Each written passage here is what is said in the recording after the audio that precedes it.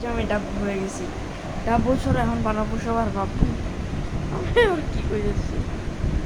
তো ভিউয়ার্স, একজনের ভিডিওতে আমি কথার ওই জবাব দিব, যেটা আমি বোমকে তো প্রশ্ন করি নাই, কিন্তু এটার প্রশ্ন তোমার বোমকে নিজে করো, কিন্তু আমি করি নাই। তো কেউ কি জানো যে সব টাইটান ওই সবার হামলার সাইড হচ্ছে টাইটান জি ম্যানের মাথা, কিন্তু কিন্তু জি ম্যানের হামলার সাইড হচ্ছে সবার ছাতি। আসলে এটা কেন?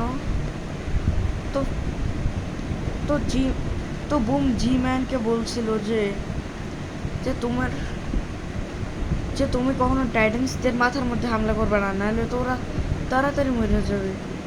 আর আমি চাই না আমার কারণে কোনো টাইটান মরুক, তাই তুমি ওদের সবসময় ছাতিতে হামলা করবা, যাতে ওদের লেট মরা হবে, ফার্স্ট মোশনে না।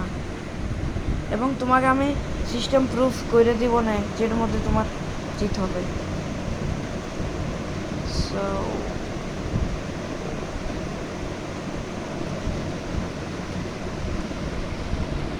তো স্কিউরি সিরিজ এখানে তো খতমই হয় নাই।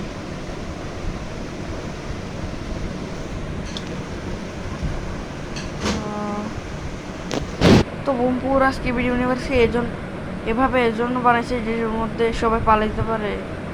তো তাদের কারণ হচ্ছে যে যে কেউ যদি পালাইতে না পারে, বা কোনো টাইটেন মাইটেন পালাইতে না পারে, বা জি ম্যান পালাইতে না পারে, তাহলে তো পুরো স্কিবিডি ইউনিভার্স খতম হয়ে যাবে। আর বুম এটা হইতে দিবে না, তার কারণে সে সবাইকে পালাইতে সফল হইতে দেয়। আর সিক্রেট এজেন্টও ওই নিজের নিজের বাহিনী দিয়ে একই কাম করতেছে। তো জি ম্যান কত সবাই এভাবেই পাগল ভাবো, কিন্তু তো আসলে কেউ যদি টাইটান ক্যামেরাম্যানের পাগল না ভাবো তাহলে ঠিক আছে, কিন্তু 2 মিনিটের ভিতরে পুরো টাইটান্সের ইনফরমেশন হয়ে গেছে।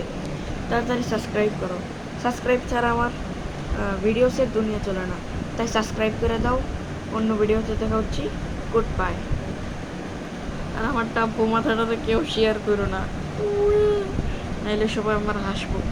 আর এটা আমার চুল নাই।